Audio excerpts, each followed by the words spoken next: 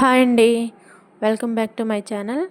ఈరోజు మన వీడియో కరకరలాడే దొండకాయ ఫ్రైని తయారు చేయడం చూద్దామండి.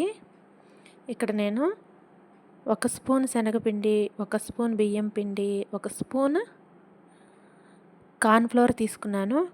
వీటిలోనికి కొంచెం పసుపు, కొంచెం కారం, తగినంత ఉప్పు వేసుకొని కలుపుకోవాలి. ఇవన్నీ బాగా మిక్స్ చేసుకున్న తర్వాత మనం చక్కగా కట్ చేసి రెడీగా పెట్టుకున్న దొండకాయ ముక్కలండి. వీటిని నేను నిలువుగా కట్ చేశాను. ఒక దొండకాయ 4 చీలికలుగా చేశాను. ఈ దొండకాయ ముక్కలన్నింటినీ మనం ప్రిపేర్ చేసుకున్న పొడిలోనికి వేసుకొని కలుపుకోవాలి.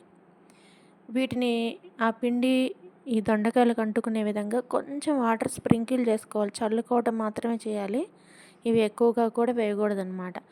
ఇలాగా కలుపుకున్న తర్వాత ఒక 10 మినిట్స్ అట్లా పక్కన పెట్టుకోవాలి.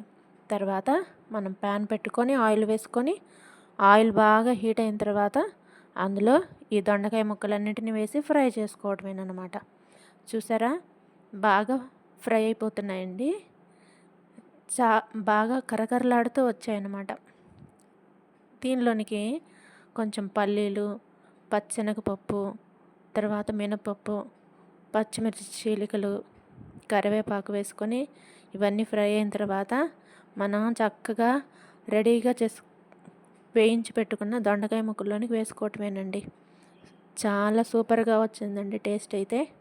మీరు కూడా తప్పకుండా ట్రై చేయండి. చాలా చాలా బాగుంది. ఇది పప్పుచారులోనికి, రసంలోనికి, తర్వాత సాంబార్లోనికి సైడ్ డిష్గా పెట్టుకొని నంచుకుంటే చాలా సూపర్ ఉందండి అసలు. తప్పకుండా మీరు కూడా ట్రై చేయండి. చూసారా ఎంత బాగున్నాయో. మన ఛానల్ని సపోర్ట్ చేయండి, సబ్స్క్రైబ్ చేయండి, షేర్ చేయండి, లైక్ చేయండి, కామెంట్